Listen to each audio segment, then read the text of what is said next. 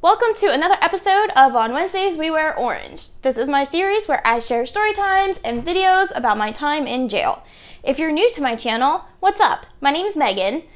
Make sure you click subscribe before you go. I post videos every Wednesdays with the occasional Sunday and sometimes Friday and sometimes whatever day I feel like it in there. And yeah, I use my channel, like I said, to share stories from my time in jail. And I also use it as a form of addiction advocacy because your girl is a recovering heroin addict and a felon. Fun facts. If you're a returning subscriber, welcome back. You guys know how much I appreciate you. I seriously love the support I get from this. You guys are awesome. Today's video is going to be by request. So I had someone request a few times to talk about what I wore into jail, what I was given when I went to jail, and what I was allowed to wear on work release. This is an interesting question, I think, because it does vary by county, by state, by facility, honestly. So when I went to jail, I was notified that if I wore certain items in, I would be allowed to wear them. So I'm a female, so I was allowed to wear white t-shirts, I was allowed to wear white underwear and bras, and the bras had to have no underwire in them, and I could have socks. And they highly advised I wear sneakers because they do not provide sneakers. So I was being a flashy little stunner, and I had these orange and blue sneakers. They were Nike Air Force Ones or something like that. I don't really even remember at this point, but if I can find a picture of these things, I'll include it. They matched my orange jumpsuit perfectly. Everybody commented on it, and yeah, of course I did it on purpose. I turned myself into jail. Of course I wanted to look fly. So stupid.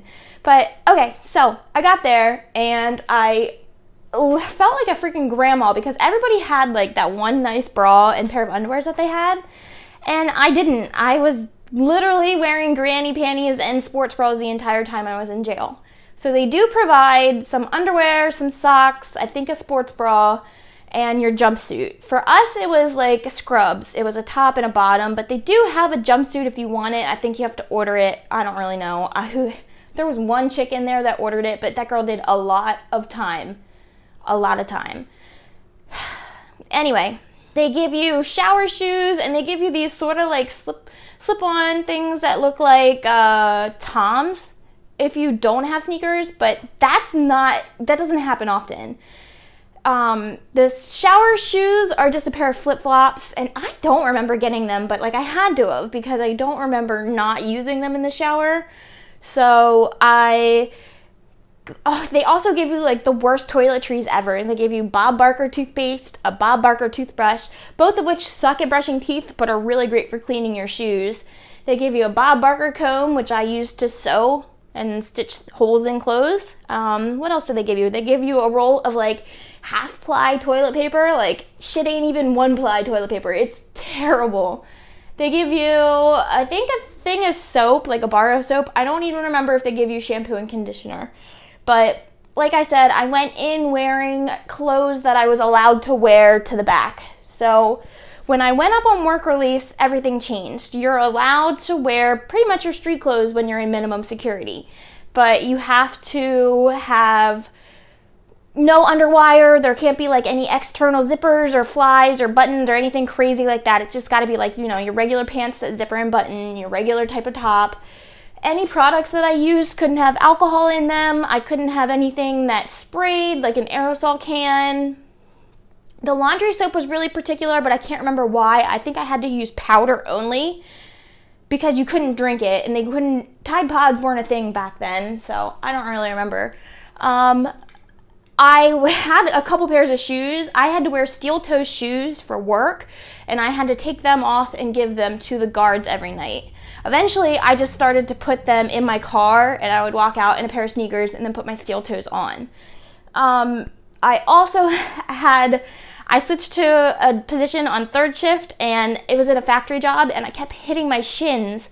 So I had my mom buy me a pair of shin guards, and I would take them off every night before I went back into jail. And I remember one night I was so tired because I'm getting back at like 7, 8 in the morning. I got off at 7, so I got back at the jail at 8 a.m. And I was dead tired. And I walked in, and they're patting me down, and they're like, "What's on your legs? What's on your legs?" And I'm like, "Oh, shin guards." They looked at me like, "The fuck?" oops, I had to wear shin guards. My shins, like when I took them off, my shins were so black and blue, it sucked. But that was funny. They were pretty lax. Like, honestly, when they go through your clothes, you take your clothes in, and the guards have to go through everything. They have to check all the ingredients on all the items. They have to make sure that you didn't put something else in another container. Everything's got to either be sealed or full and verifiable. And yeah, toiletries up front were great. Like I said, you can't have any aerosol hairspray or anything like that. You can't have anything that has alcohol, like your mouthwash or perfumes. So what we were allowed was lotion. So we used lotion, and we would rub lotion all over our clothes, and that was our perfume.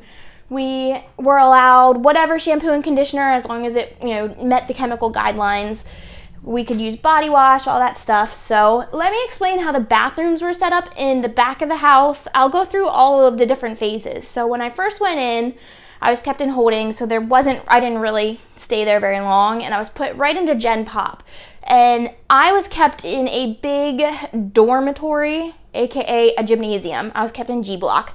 And that was a big gym that had 50 bunk beds, so there was 100 girls staying in there, and the occasional cot on the floor, which just took up extra space and was just ridiculous. It looked like a freaking boat. Like, I would be so pissed if I have to sleep on the floor in a gym. Ugh. We didn't have any bunks or boxes or chests or whatever they had. It was in county. So county sucks. County time is hard. A lot of the times women in prison sounded like they had it better. Not that I wanted to go to prison. I'm very lucky that I got the sentence that I did. But I can only imagine had I had to do 7.5 months back in general population the entire time. It would have sucked. Okay, so the gym, like I said, there's 100 women staying there. So this bathroom is essentially a big locker room. And it's designed, I'll put in a drawing if I can, but it's 2 long tunnels. And tunnel 1 is for your toilets, tunnel 2 is for your showers, and along this wall was sinks and the mirrors, which look like baking sheets. So the toilets are, I don't remember how many it was. I'm going to guess that there was like at least 6 toilets on one side, possibly 10, and they face another thing of toilets. So it's like toilet, toilet, toilet, toilet going back this way, and in the shower, it's shower stall, shower stall, shower stall, shower stall. So you are always directly across from someone. So when you're taking a piss or taking a shit, you look up and you are making eye contact with the person in front of you, like, hey, what's up? How's it going? Like, there's no privacy in this place whatsoever. The worst part, like there is a worst part, but was razor time. Razor time happened like first thing in the fucking morning, and they would wake you up, and I swear to God, like this shit happened at like 6:30 in the morning. And when I first got back there, I was like, oh, I'm gonna stay shaved, blah, blah, blah. And I woke up, and it's literally women everywhere. There's 100 of us, and we get like 15 minutes to shave. So you go up, you give them your number, and you check out a razor, you go in the bathroom, and you have to find a place to shave. So it's like showers are full, sinks are full, everybody's around everywhere. Like it's weird. Like they can't give you time to do it individually because I guess then the guards could get lazy about counting the razors. I don't know. So you're all like standing in a shower naked, like right next to each other. Like it's very weird to me how close we were. Like you could wait to go to showers together, like one by one, but like I saw women standing around the sinks all shaving their legs together, like chit-chatting like it was no thing with their hoo-ha's out. I was like, okay, whatever. I mean, you are naked. You're naked. You own your body. It is what it is. Like, there is no privacy between you, between guards, between the other prisoners. Like, own your fucking body. Accept it because it's going to be seen. It's not yours to keep anymore. I mean, it's yours to keep in the sense that no one should be touching it, but like, it's visible for everybody. That's the way it is. So from here, I spent a week in isolation. And in isolation, there was, I would say like 6 cells maybe around, like, I call it a web because that's what it makes me think of from high school. It's like one big day room. And from there, there's 6 cells that branch off of it. And you spent 23 hours of the day in your cell. And you got 1 hour of rec time. Yeah. Which meant you could sit out in the center of the cell, watch a little bit of TV, make some phone calls, get a shower if the guards asked you. So when the guards asked you, you had to go in cuffs to the shower. The shower wasn't very far. It's not like we're walking anywhere. We're walking literally on the other side of the dorm. But you had to be cuffed up, and you had to carry your stuff. So I was dope sick as hell, did not know what to do. When I finally got a shower, I just tucked as much as I could under my arms at first, which is really stupid when you think about it, because you're cuffed behind your back. So I started dropping everything, and then it was a nightmare. From there on, I learned that you should just tuck it in your pants and carry your towel over your shoulder. I only had to fuck it up once, but that was enough to piss the guards off. From there, I went back to general population, and you could shower as you wanted at your own leisure. Literally, county jail is just a whole bunch of sitting around doing nothing. You shoot the shit, you just wait and bid your time, and it fucking sucks. So work release was great. When I got up to work release, I was told that there were two dorms in work release. There's the working dorm, and then there's the minimum dorm. It's all minimum security at this point. So everybody has their street clothes, everybody has their own toiletries, except some people in minimum don't have the luxury of buying that stuff. They don't have anyone on the outside to buy them that stuff. So you have to be really careful, because people will come in and try and be like, yo, can I borrow that? Yo, can I use that? Yo, can I do this?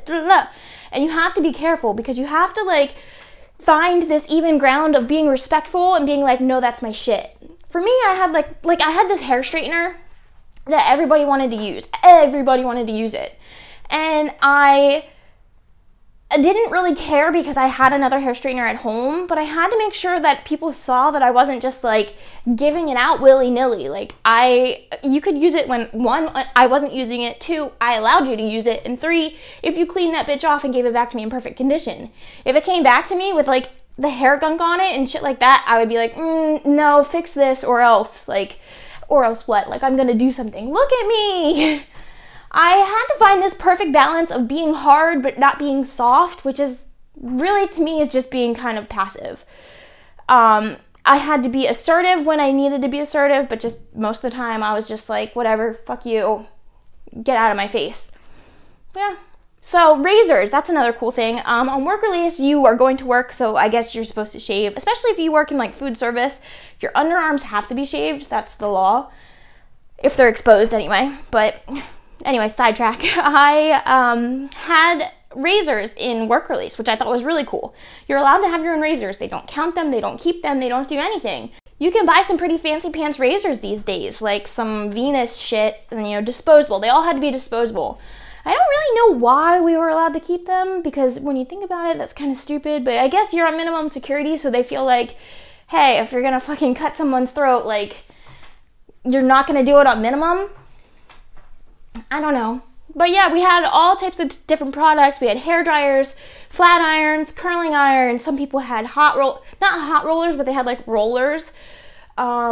We had books. We were allowed to have the same radio in the back, but we could buy it ourselves. We were allowed to eat out of a vending machine. It was way more chill up front, and I'm very, very blessed that I got to be up front. So, let's see. Towels, they did provide towels in the back, but they're literally hand towels. They're so tiny. When you get up front, you're allowed to bring your own towels. They have a washer and dryer, like I mentioned, where you can wash your own laundry. So yeah, I hope this answered the question for my subscriber. I hope that this answers any questions that anybody else might have. If you have any suggestions or requests for videos, let me know in the comments. I would love to hear it. Don't forget to like this video, click subscribe, leave me an orange heart or whatever emoji you want in the bottom, and I will see you guys next week. Bye!